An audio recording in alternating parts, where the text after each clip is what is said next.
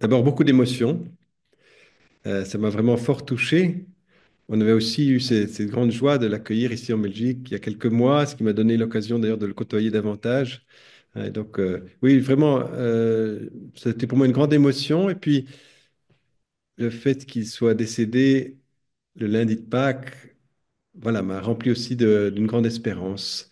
Euh, voilà, cette confiance, cette foi qu'il rejoint celui qu'il a servi durant toute sa vie et aussi comme pape pour son Église.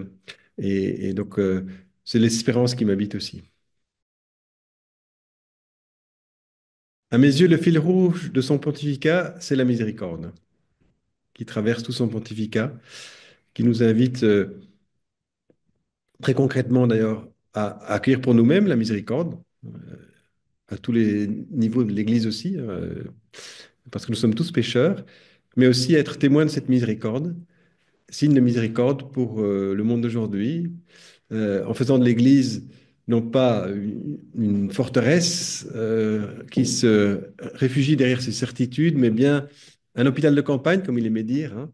Donc un lieu de miséricorde, un vrai lieu de miséricorde, en étant aussi attentif à tous ceux qui sont exclus, aux blessés de la vie, et on sait l'engagement notamment qu'il a eu pour les réfugiés, et le fait qu'on devait sortir de cette indifférence vis-à-vis du sort des réfugiés dans notre monde, et ça nous concerne aussi, notamment dans mon pays en Belgique. À titre personnel, c'est la célébration eucharistique que nous avons pu vivre avec notre Saint-Père au stade Roi-Baudouin à Bruxelles, en clôture de sa visite en Belgique. Ce fut un moment très fort parce que ce fut un moment de communion euh, et le Saint-Père qui nous a invités finalement à nous réunir dans la grande diversité de l'Église de Belgique aujourd'hui, diversité de langues, de cultures, d'âge, et nous réunir tous ensemble autour du Seigneur. Et ça a été un grand moment de joie et d'espérance.